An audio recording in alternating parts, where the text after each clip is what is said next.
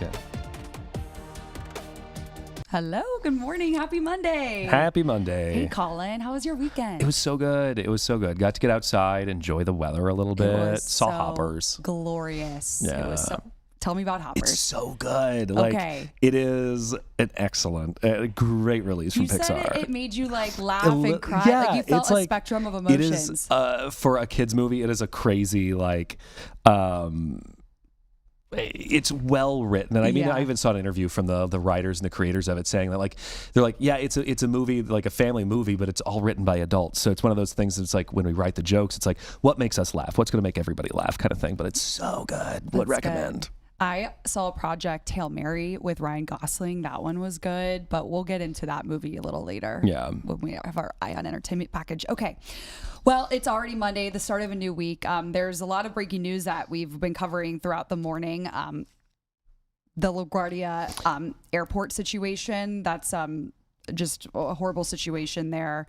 They're at a full ground stop because of a Air Canada plane that collided with a fire truck on the runway. So we'll get more into that. But last night, if you were woken up by the hail, I was not. I wasn't woken up by the hail, but definitely the wind that came along with it. I didn't hear anything. Yeah. I was sound asleep, and I came into work this morning. I was like, hail? What?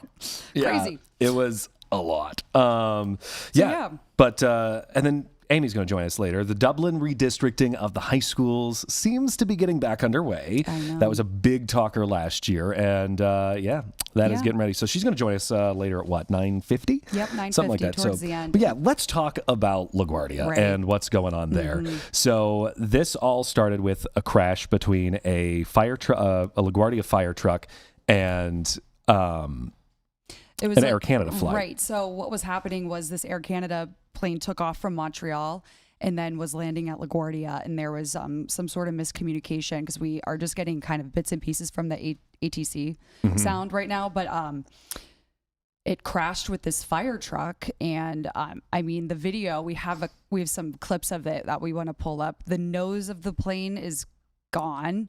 The rubble is just crumbled beneath it. You can see that. And the fire truck is off to the side of the runway there. So yeah, look at that. The nose is gone. And we do know the pilot and the co-pilot, unfortunately, are dead. And that's the fire truck. If we actually can go back a little bit, the fire truck, like the middle, you could see where the middle of it was hit.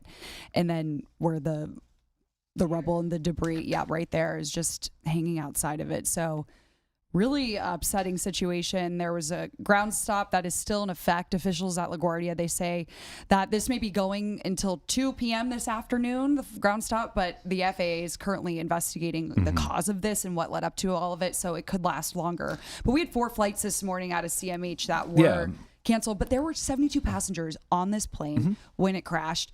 We do know that around 40 of them went to the hospital. 31 have since been released, and it's about 11 of them are still in the hospital with serious injuries. So I'm sure as the day continues, we'll hear more updates about those who are in the hospital, and of course the pilot and the co-pilot that died as a result of this. But we did hear from one passenger who was on board that plane. Yeah, scary stuff. Take a listen. We went down for a regular landing. We came in pretty hard. We immediately hit something, and it was just chaos from there. About 5 seconds later, we had come to a stop, but in that short period, I mean, everybody was hunkered down and everybody was screaming. Pretty quickly, we didn't have any directions because the pilot's cabin had been kind of destroyed. So somebody said, let's get the emergency exit and get the door in. Let's all jump out, and that's exactly what we did. I can't believe how well spoken he is after experiencing something like that. I mean, he was able to form sentences. I would be a mess. But 4 flights were canceled this morning out of CMH to go to LaGuardia.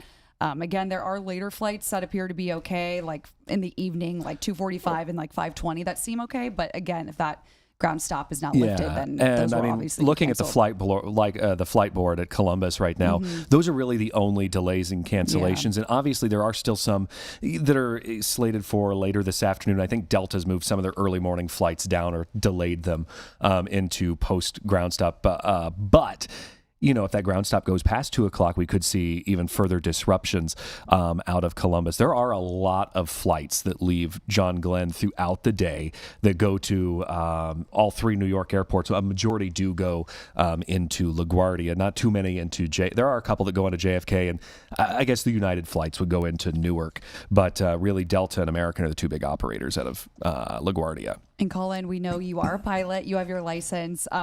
You can offer a little, obviously we're still learning a lot about this, but let's start with the ATC. Yeah. What is that and why is this important? Before we get into that, I know we've got a little bit of a clip of what was said. Zenobia, that's input 43.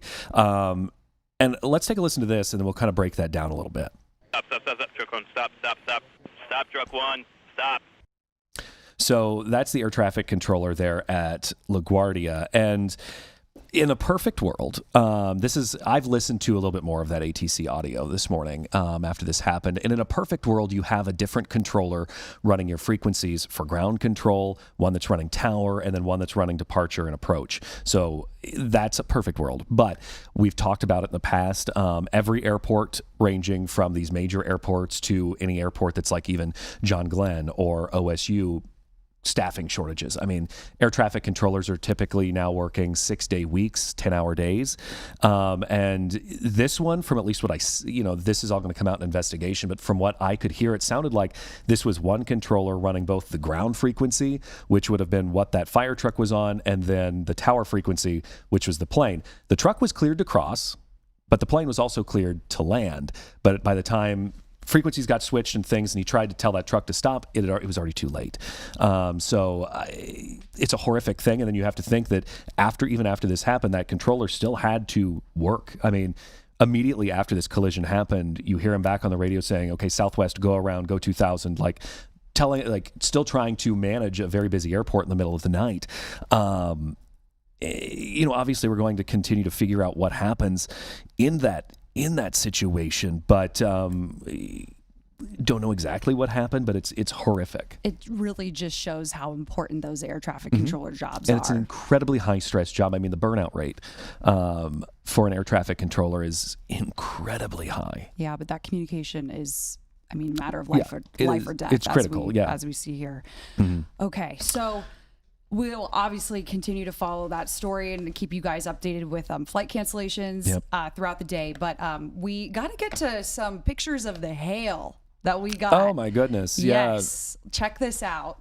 Yeah, this came out huge. It's an inch. Yeah, this was out of Johnstown. Yes. Look at that. Fits right. It looks like a gumball or something. Like side of a marble. Yeah, bigger than a marble, I feel like. Yeah. So, this was, for us, we were already in bed. But again, I didn't hear any of it, which is crazy. Lucky. I think I woke lucky. up and it wasn't the hail that woke me up. It was definitely the wind, though. The wind, the thunder, the lightning. It was like someone was just flashing lights in your window. Yeah, Meredith, thank you for coming on today to talk a little bit about this. When did this all get started? Well, it was an interesting line of storms, and we were talking about this all week, because sometimes you have the storms that come through early, and then it takes all the energy out of the atmosphere, and there's nothing left. We did have a couple of storms that popped up. You noticed Licking County had a severe thunderstorm warning in the afternoon, and then we saw the line mainly stay to the north. But for some of the eastern suburbs, there was enough energy that these storms just ramped up as the front was coming through overnight. We had severe thunderstorm warnings. We had a severe thunderstorm watch that was in place. So everything was in there to warn people of what was coming. And when we talk severe hail, that 1 inch, that's about the size of a quarter. So that's the minimum size of hail. Yeah, and you could hear it. We want to play a little bit of sound that we got last night. It's just, there's so much. And I know I was talking to Aaron earlier that, because he was here late last night until about 11:45, and he said there was one from one of the Department of Transportation cameras that the interstate was just white. Covered. Well, I was looking because I was curious if there was any bigger hailstones. So we have what's called the Storm Prediction Center website. They're the ones that issue the alerts, the watches that we put out. So they did say that there were some hail reports of up to ping pong to golf ball size hail. That's 1.5 inches to 1 3/4 inches. That will do damage. Pea size, I don't worry as much. Quarter size, maybe. But once you start to get to that 1.5 inches, Starts leaving dings in your car. Right. Well, yeah. And your roof can get really impacted by all that. That's And so this is big. obviously just a week and a half after that windstorm. Oh my but gosh, also the other crazy. thing to talk about out of this whole thing was the crazy temperature spread. Oh my I gosh. mean, looking at Cleveland versus Portsmouth yesterday, I was in Cleveland yesterday. Yeah. 40 degrees up there. And then you just drive south and it was 84. and I think Jason Portsmouth over. was 88. Yes. Like, I mean, what? it's insane. Well, and the thing is, it's like, you know, we have one more morning tomorrow that's going to be cold, and then we warm back up again. And if you watch my forecast from this morning, I called it the stepper, you know, like you get on one of the Stairmaster. Literally, Mother Nature's on that, because after Thursday, we could see something similar with storms. We're still really tying that down. Then we go down Friday, but then we go back up for the weekend. And I think that's kind of how spring is presenting itself this year. So, when these things form, obviously, like this kind of storm system that moves through, obviously we had a really warm day and now we're cold. Right. You know, I guess that's these two fronts crashing into each other. It's literally the clash of the seasons. And what happens is when you have these air masses, you have the extremes and they come together. I mean, it sounds like turmoil, right? Like you're putting, you're fighting stuff here. And that's the same thing that we see with these storm systems.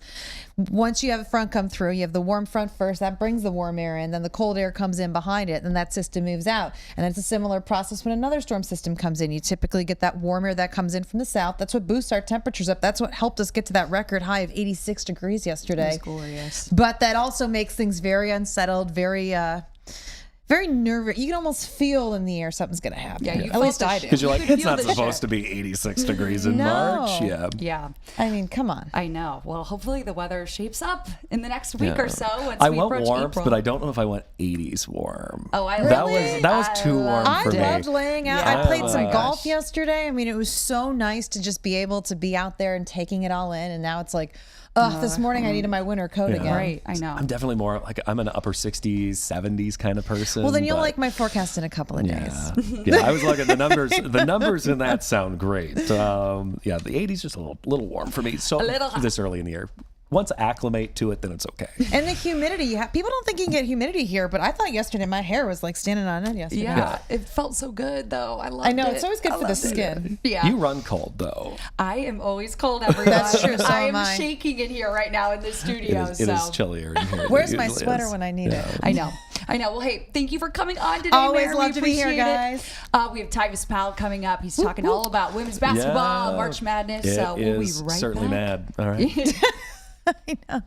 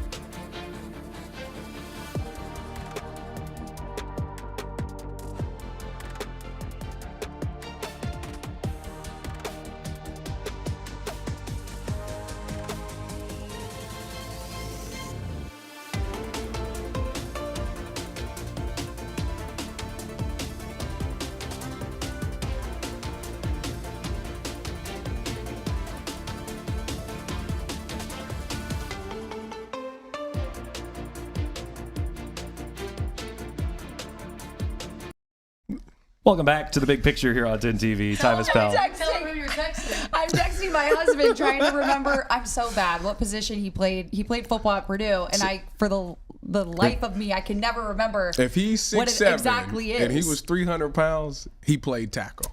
Yeah. I'm willing to bet that lineman. he played tackle. Yeah. Okay. Well, anyway. Okay. I will keep you guys updated if he texts me back.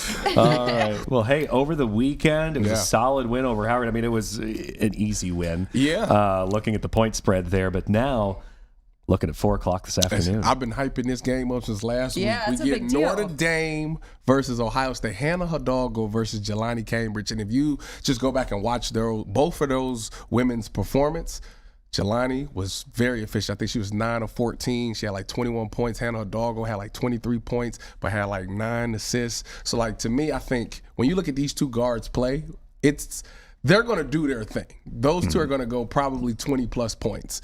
But who wins this game is which one of those guards get their teammates involved more. And I think that when you look at Jelani, you get Chance some open threes and she's knocking them down, or you get Kennedy some threes, or Elsa the big, some buckets down in the paint. That will help them beat this Notre Dame team. So to me, that's what I'm looking at. I know Hannah and Jelani's going to have a good game, but how do they raise the play of everybody around them? And let's sticking on the women's side of things.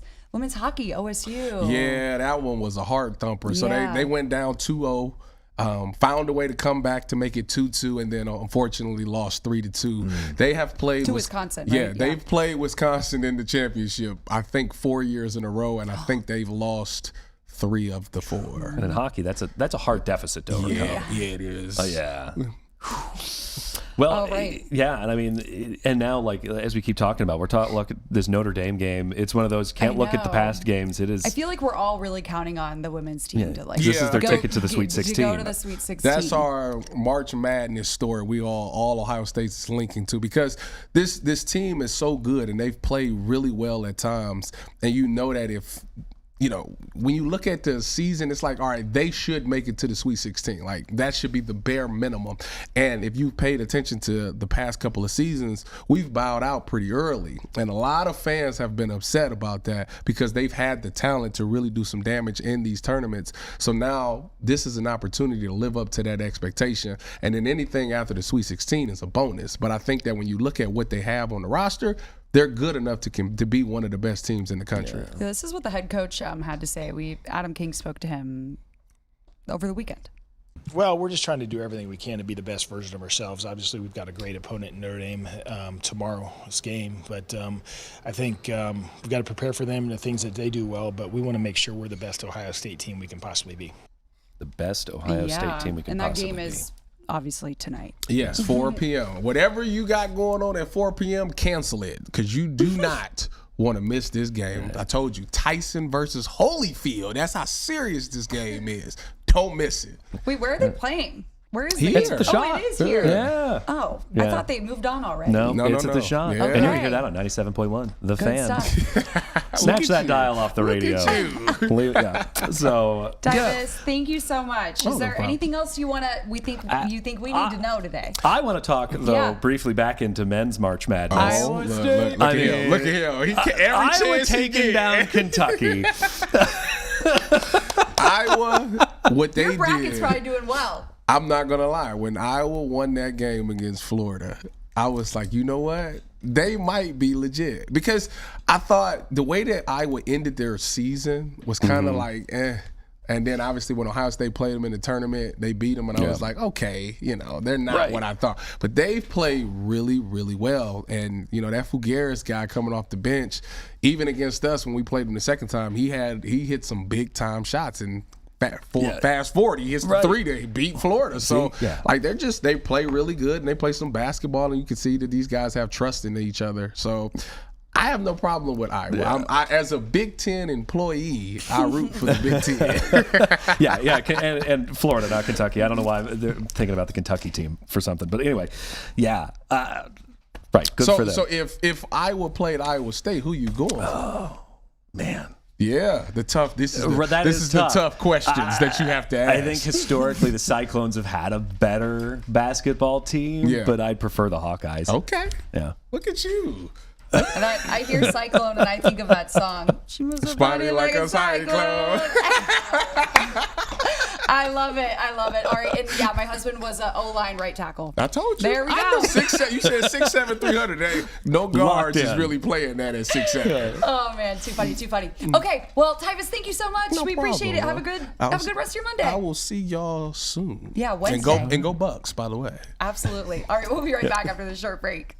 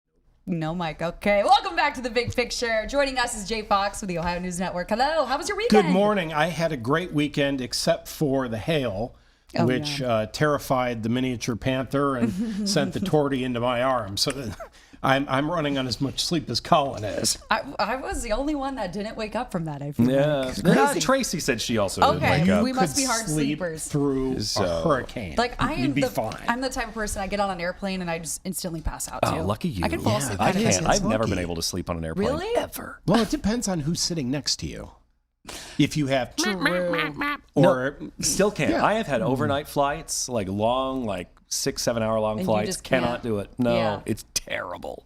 All right. Well, let's talk about the new tax reform that's going into effect today. Talk to us about all it's this. not going into Or effect today. It's going Ohio into effect property- on Friday. Love it. You have Okay. a few more days. A good chance for everybody to prepare because this is the biggest tax change in decades in the state of What's Ohio. changing? So it's a $3 billion property tax overhaul. It goes into effect on Friday, and it's a major reform. So you know that if you own a house and you live in the house, it is an owner-occupied house. Therefore, this is great news because they're going to see the credit on their taxes for their primary residence. Get this, 2.5% now, going to 15.38% over the next 4 years. That's a massive savings if you own and live in your own house.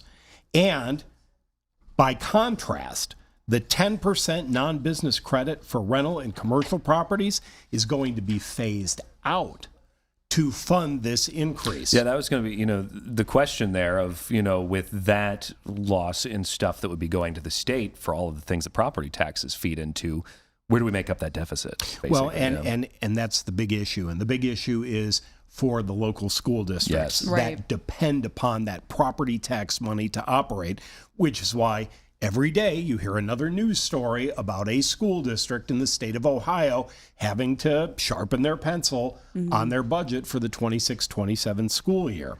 The neat thing about this is that the rollout is staggered. So this summer, the first round of savings and retroactive charges will appear on your second half tax bill. Okay. That comes out this summer. But the major structural changes, like the increased owner-occupied credit, and they've got this new school tax calculation that puts a 20 mil floor on school taxes, that will take effect for your 2026 taxes, which you don't pay until 2027. And it's complicated. It sounds complicated. And it's a lot to consider, but it's good news for the homeowner. It's not good news for the school district, and that's the crux Who's of already the still issue. trying to make up for the loss from the state budget from last year. Well, sure. Right. A And lot of that districts are in means, an uncomfortable position. we were talking about sports with Tyvis earlier. That means pay to play is going to increase. And that means that extracurricular, that's easy to say, right? Extracurricular activities will have to be funded either through public-private partnerships or, somebody's going to be hawking candy. Oh my gosh. Okay. So let's talk about the alcohol prep pad recall, which you told me this morning, these are actually made in Ohio. They are. So we're familiar with Cardinal Health. They're based in Dublin, Ohio. And these are the large 2-ply alcohol prep pads. So they're the big ones, okay? Now, the prep pads may contain a bacteria which could cause a life-threatening systemic infection. So why is that important? It's important because if you are an immunocompromised patient, if you have severe diabetes, if you are critically ill, neonatal issues, or a pediatric patient, you're at risk. And there are a lot of these. More than 174 million units were distributed in the United States, also impacts Puerto Rico, our Commonwealth, and Japan. And these were shipped out between September of 2025 and February of this year. So if you happen to be, have these in your medicine cabinet, these are the Webco large 2-ply alcohol prep pads. And the product code on them is 5110. Again, 5110 alcohol prep pads. You can throw them out. That was my first question as well. If they're hazardous, why are we putting them in the trash? Well, apparently there's no biohazard mandate. Okay. Yeah. All right. That's scary stuff, but go check your medicine cabinets for sure. It is. And go Lady Buckeyes. I know. That's the story. It's going to be a good game, that's for sure. All right. Thanks to both of you. Happy Monday. Happy Monday. Okay. We have choices coming on to talk about domestic violence, and we'll get more into that in the next couple of minutes, but that's coming up at 9:30, so don't go anywhere after this short break.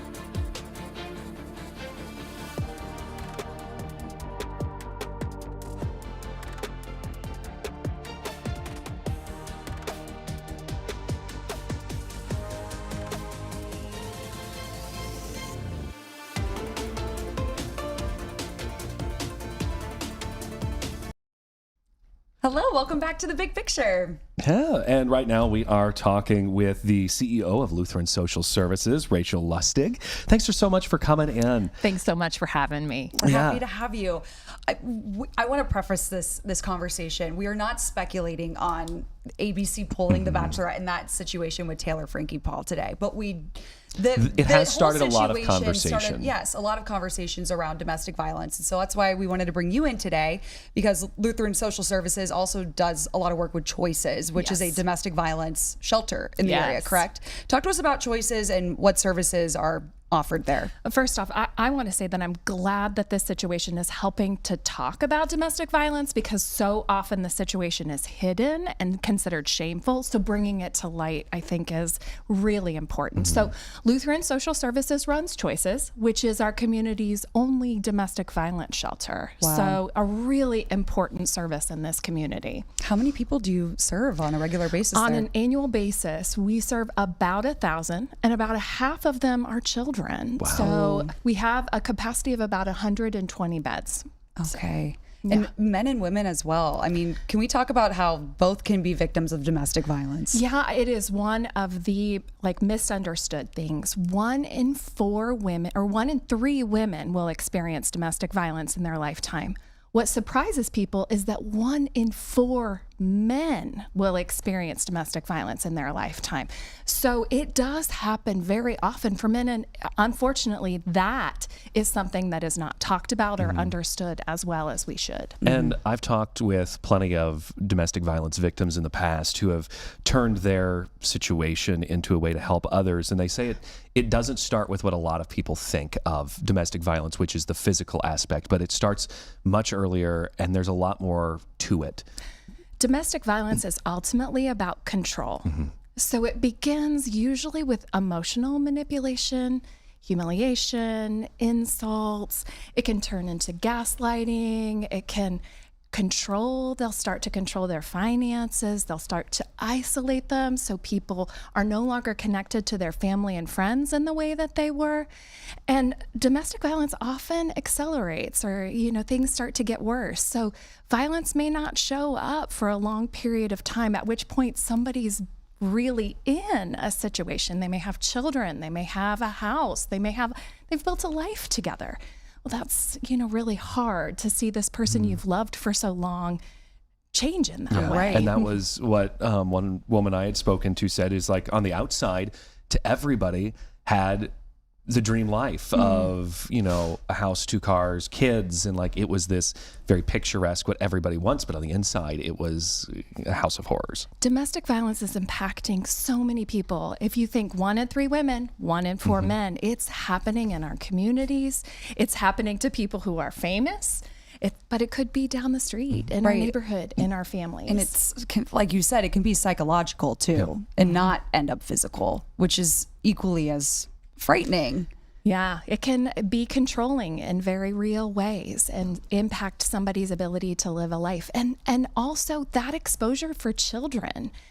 We estimate that somewhere between 3 and 10 million children grow up being exposed to violence in the home. That's horrible. They should not have to see that, but they can learn behaviors that way as well. It's a vicious cycle, right? Absolutely. That's why we call it a cycle of violence. You learn that type of behavior. You learn that that's an appropriate way to express anger, as opposed to ways that are much more healthy and constructive. Now, go ahead. No, you're fine. When it comes to getting out of these situations, how do you even begin? It's often the hardest situation, because when someone leaves is when they are at the greatest danger. So that is when the most intense violence often happens. So that's why we encourage you to seek help. That's what we're here to help you to do. So one of the things that we will do when you call our hotline, and it's a hotline that we now run together with the Center for Family Safety and Healing, we'll help you to safety plan. We'll help you to recognize how you can find a way to get out of the situation.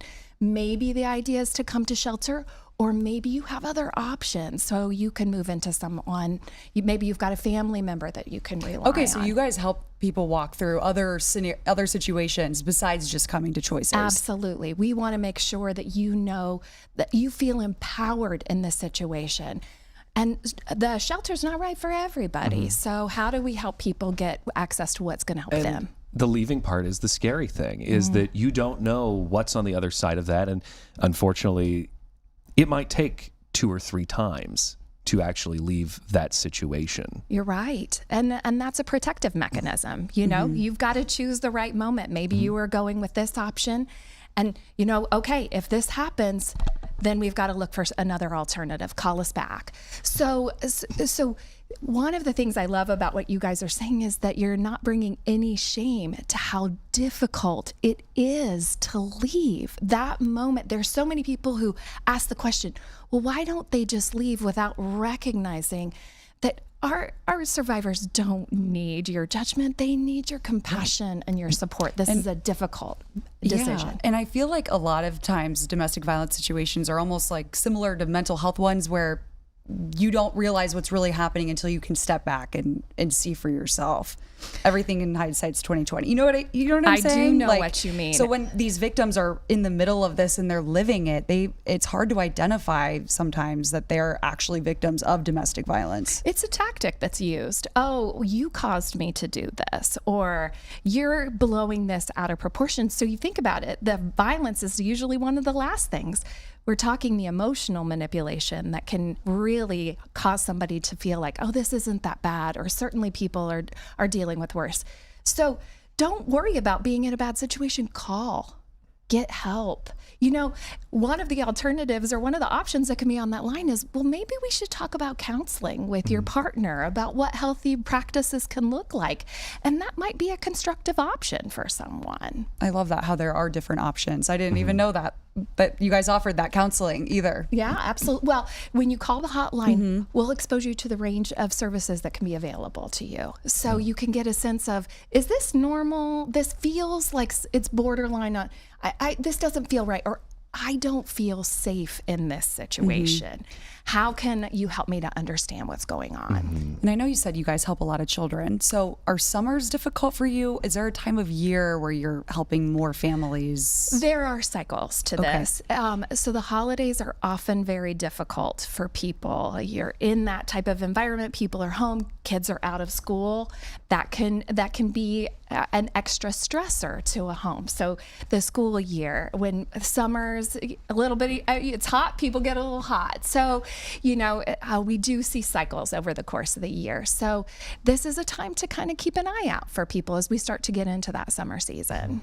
I did a story with the Dominican Sisters of Peace, and they made blankets for the people coming to your shelter, which was really sweet to talk to them about that effort. But are there other things that you guys need? Can people bring in like donations of toothbrushes or clothing items, anything like that? Absolutely. Diapers is something we go through regularly. Yeah. So you can check our website, and there's a list of different things that you can do. People provide us with meals, and we'll help you to be able to provide those services or those supports to us in a way that keeps the people who are in our shelter safe. So that's something that's really important to us, is that we want to make sure that our environment, which is trauma-informed, keeps our people safe as they can be. And how long does that support last? Because it can take a long time to unravel the mental doings of a domestic violence situation. You're absolutely right. So our shelter is available to people. We don't have a particular prescribed day where you need to be out, and people are different. It often depends on how many children that you may have and what type of job. So we'll work with people on their housing plan. But we recognize that a shelter environment is not the place to stay long-term, particularly for children. So we like to keep people in it for as shortest period as we can do so constructively. Okay. Thank you so much for coming on. Yeah. Anything else you'd like to share today?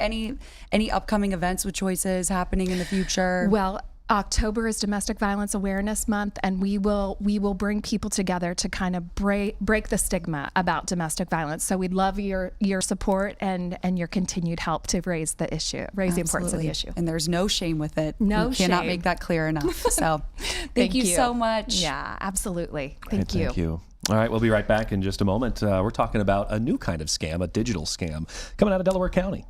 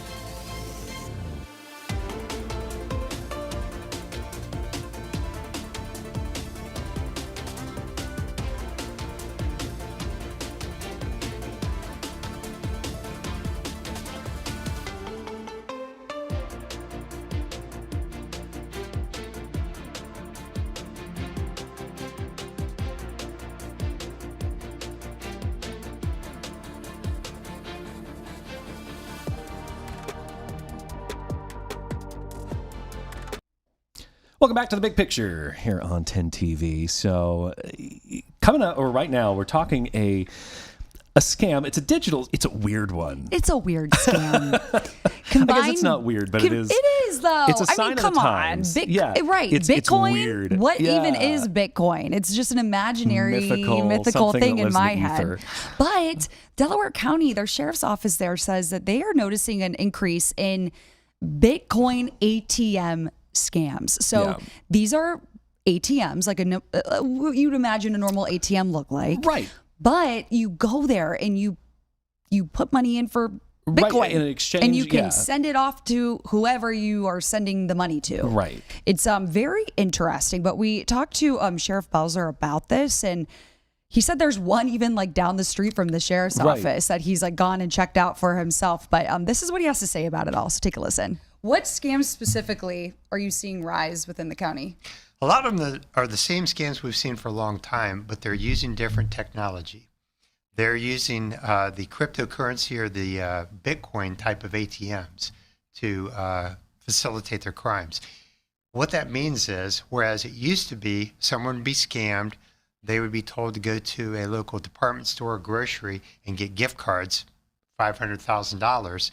Well, now they're being directed to go to these Bitcoin ATMs where they can literally put $20,000 or $30,000 in these machines. I've never seen a Bitcoin ATM. What does that look like? They look like regular ATMs. If the places there, and there are hundreds throughout the state, they are in vape shops, they're in gas stations, they're in convenience stores. There's one literally within about a half mile of the sheriff's office up in Delaware, because I went up to take a look at it. I wanted to see what it's like. Mm-hmm. And when it comes to, the dangers of these scams and how different these are, when it comes to trying to get back what you've lost, is it even possible? It's difficult. It's very difficult. If we get it reported promptly, we have a better chance. However, in most of these scams, as we always have seen, the folks are reluctant. They're embarrassed afterwards. When we do get contact immediately, we're able to freeze some of the accounts, but our percentage of getting money back is very low, unfortunately. Countywide, over almost $4.5 million in fraud and scams in Delaware County. And that covers everything from investment type scams to romance type of scams to the ones we see a lot as far as people being told that they have warrants for their arrest or they've missed jury duty or any type of scam like that you can imagine. People are falling prey to it. Despite the number of times we put it out on social media, and you do as well, trying to warn people, we always tell people that if it's someone you don't know, don't send them money. If you've never met them live in person, don't send them money. But unfortunately, people still fall prey to this. And one thing, historically, we see a lot of these scams targeted toward the senior community, but more and more, we hear about it's targeted towards younger generations, those teenagers, early 20s, preying on whether that be those romance scams, et cetera. Is that something that you're also seeing there? It is. That's also one of the crimes called sextortion. And we've unfortunately had some dire consequences up in Delaware County.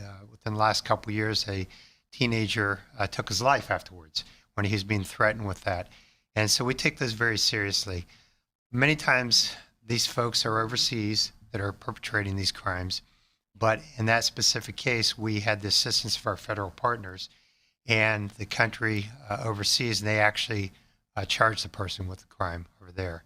But it is tragic on all levels. You've got senior citizens who their life savings is now gone. You've got young people who think that they can't get past that moment.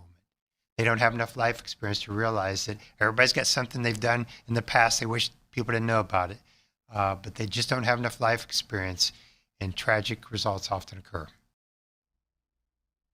Yeah, so, when people get taken advantage of like that, I mean, they feel like there's no beyond that. Right. But there's help out there. There is help. Yeah. And even if like the money is lost and it's on a server from overseas, like there are ways that they can try to retrieve it. The law enforcement officers will do everything possible to try to get that money back for you. And you're not alone. The amount of people that you see online or even though folks that have had that instance of they're in a hurry, and it always happens when you're in a hurry and just not paying attention. Somebody calls and they're like, "Hey, this is Ohio Health," Right. blah blah blah, credit card, and they just go da da da and give them, the 16 digits and the CV code and all that other stuff, and then it's after they hang up they go, "Oh no!" Right. What was that? Who did I just talk to? Was that actually them? It's so easy, right? Especially in the fast-paced world that we live in. I know. I got a toll ticket in the mail from Canada, and I was in Canada 2 years ago. Right. So I was like, is this even real? I'm Googling, but you always got to kind of take a pause, take a step back, and honestly, Google things that you're getting in the mail. Yeah. Look up, I've looked up like phone numbers really quick. Like, is this legit? Check out the area codes to see if it makes sense with who's calling. I was even at the nail salon, and my nail tech answered the phone, and she thought it was the bank. And she was freaking out about that. And I was like, is it actually the bank? Are they really they wouldn't really call you for this. And so I was trying to help her walk through this, but it is impacting people of all ages. Yeah. That's the other thing. And it's sad because it's sad to happen to anybody, but the scammers have gotten so good at finding the things to target each different generation. I know. Because for example, vigilant. I don't know, the Bitcoin thing's real big among 35 and under. But I think it's even up into, there's a lot of Which is it's us. And all we're over. like, what's Bitcoin? Cryptocurrency remains some sort of myth to me, but maybe that's the wrong approach. Maybe I should know more about it. I don't. Anyway. No, but speaking about money and spending, if you filled up your tank lately, it probably hurt. It hurt me yesterday. Yeah. It was so expensive. I also filled up yesterday. And I didn't even fill up all the way because I was like, this is just going up. And it's all because of what's happening in the Middle East. Right. And so President Trump tweeted out 48 hours ago on Saturday that if the Strait of Hormuz is closed permanently, we will attack their power grid, key power grid sites over there and in Iran. And we have until 8 p.m. tonight to see if what happens with all of that. But obviously, the price of oil, crude oil, 20% of the global supply comes through the Strait of Hormuz. It's so important to global energy. We're all really feeling the impacts. And even Ohio, let's come back to Ohio. Right. Obviously, because that's where we are. Gas prices, for the last couple of weeks, they've just been consistently going up 30 cents. Right. Right now, the Ohio average is $3.71. Compare that, though, to the nationwide, which is almost $3.97. Diesel's almost $5, and that's where we really start to feel the pain. And look at that. Knox County, almost $3.80. This is a lot bigger of a spread than we saw when we checked on this late last week. But, we talk about how fast gas prices have gone up. At the end of January, it was low $2 at that point. And now, we're up to this 371 mark. And I was reading this morning that this is the fastest gas prices have gone up since 2005 following Hurricane Katrina. Wow. So it's been 20 years since we've seen a gas increase like this. And remember then that was the first time we saw gasoline go over $4 a gallon. And right. Now we're basically back to that. Yeah. So, okay, we'll keep following that as well. And we are going to take a quick break. But when we come back, we have our Amy Steigerwald joining us. She's talking about Dublin redistricting, it's back on the table. This is a talker with a lot of people that live in this area. So she'll be back with us in the next 2 minutes.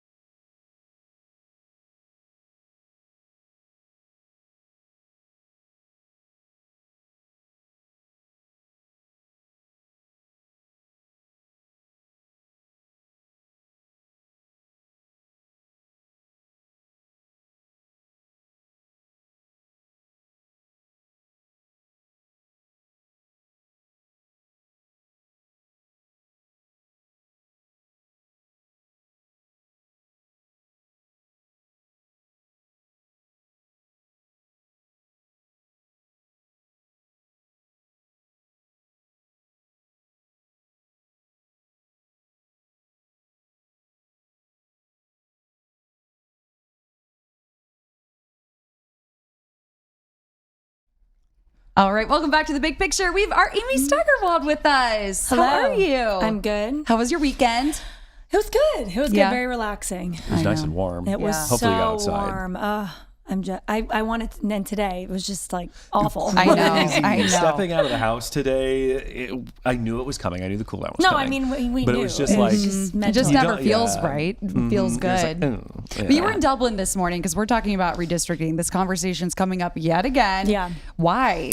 Yeah, it's been, I think a back and forth thing for a while. And, many parents had a lot to say about it the last time this happened, which was a little bit later in the year last year, back in the fall. We did a lot of stories about it, going out there, speaking to parents, speaking with the district. And it just felt like, no one really knew how this was going to play out. And I think at this point, so back in the fall, just to recap, they said they were going to do some focus groups. They were going to kind of look at things a little bit closer, bring in some outside sources, look at things. They've done that at this point. So tonight is really where they're going to kind of present what they've learned. And I guess we'll just see what they have to say. Because Parents are going to be fired up. It's about redistricting students between the 3 Dublin high schools. Yes, it's the high schools. And I know the one that's been the big point of the one that has been, the most crowded is Dublin Scioto, which is the one that's on Hard road. Yeah, hard road. Battle Hard Road. Worthington Kilbourne, and that's how I remember. She's in hometown. I know. Jeez, woo, it's coming out of me. Yeah. No. So, and then a lot of people, Jerome's a great school as well. And I feel like one of the neighborhoods that we've focused on a lot, they are getting possibly redistrict into Kaufman. So it's a lot of moving parts right now. Yeah. Obviously, the district is growing. A lot of people want to move to Dublin. They want to have their kids in that school system, but they are really just trying to figure out how to meet the demand of all these kids coming into the district. Scioto is the high school that gets a lot of the I live It's like the sawmill I pay area. Columbus taxes but live in the Dublin school district. That is where a lot of it's those similar kids to go. Worthington Kilbourne in that aspect. It's like you're paying Columbus taxes, but you're in Worthington schools technically. Yeah. So people love it. They want to buy the houses Yes. over there. They want to take And that's why we've advantage seen of that. huge boom there. There's Yeah. also that area that's kind of on the verge of Plain City in Dublin almost. Yeah. That's Right. really growing. So that's also a little bit pushing into this problem. Right. This is a Because people district get those that's tax breaks too. right. I mean, we've seen Dublin already kind of grow and work with what they've got. They turned that old office building into the Emerald campus. That is Yeah. one of their high school. It's like where I their was this morning. focus high schools. Yeah. So it's interesting. And you heard a little bit from parents on this. When you were putting your story together this morning, it is a contentious issue. Yeah, and I think naturally it's going to be just because it is where my kid goes to school. And a lot of these families, buy a home in a certain area knowing, okay, when they turn, high school age, they're going to go here. And now that might not be the case in certain areas. So I think that's where the, passion is coming from, obviously. Tonight is going to, kind of be just the groundwork. I want to say the most unbiased, opinions we're going to get on this topic just from these focus groups themselves. It is not a public, public discussion meeting. I think those were very well attended last year, and we heard some, really passionate parents at that. So that is not what tonight is. It's just kind of a presentation form, but I'm sure even so we'll have parents with things to say come 24 hours from now. This is what one of the parents had to say. Zenobia is going to get this queued up for us. It absolutely has divided Dublin parents, and that's the other thing about the process that I think has been a misstep. And this was an incredibly contentious topic last year. And as you mentioned, it goes down to, we moved into that. I know that's like, there's parents who are like, well, I moved to this area so my kid could go to Kaufman, but now they might not go to Kaufman. Right. And then I know some parents we've spoken to as well, they're like, my kids are in this elementary school or middle school with these group of kids. The kids, So then if they split it up and divide it kind of ruins that experience for their children or like their friends. And if one child goes to one and the other goes to another, a or sibling even goes to within the another. neighborhood. Like if you've got a carpool situation going on, you want to carry that into high school. Like, I understand. I guess I went to a small enough school. Like it was K through 12. Just walk from one end of the hall to the other. Oh my God. Really? So it was like, oh my God. it was just. How many kids graduated in your We were the big class at like 110. Big class. Big class. Yeah, the other classes around us were like 80. Dublin has like, hundreds. Yeah, they got to get this right. figured out. So- When does this have to be officially decided upon? You know, I don't know if they have an exact date yet. It sounds like because they've pushed it off. You know, they don't want to rush it, is what they are saying. So that's the reason this was postponed last fall. They were like, you know, we don't want to decide by, you know, the end of this semester or whatever it may be. We want to get this right. And that was what the thought behind the focus groups was. I wonder when another school will be added. Right. You know, and that I don't mean to put that out in the universe, but that's what Olatanji's been doing. Building. I mean, Delaware's talking about building right. another one. They're going to have to, I mean, we're going to see this in other districts. Like, I don't think it's a secret. This is happening in Dublin right now. It could be happening somewhere else 3 years from now. Right. Every school district right now is trying to figure out how do we put more people where. I mean, Taze Valley has been talking about their levies keep failing, but they need to expand, or the district says they do. Grandview Heights just added all of these mobile units because they're out of space. Yeah. All of these districts are here in Central Ohio are continuing to run out of space. And I feel like Dublin, though, because of where it's located with Plain City, they do have the ability to build further out and keep growing. Yeah, but that's there's when more it kind of space. gets into Marysville, Plain City. Right. Where do we put Jonathan this? Alder's district. Right. And, where do we put this other building if they were to come to that conclusion? But just a lot of parents are upset about it because obviously buying a home is a huge financial decision, and you're thinking about your family when you do that. It's not a cheap venture anymore. And you're thinking about taxes, and you want your kids to go to the school that you want. So, thank you, Amy. Yeah, I'm happy to come anytime. We appreciate it. All right. Well, we just have 1 minute left. And it's just kind of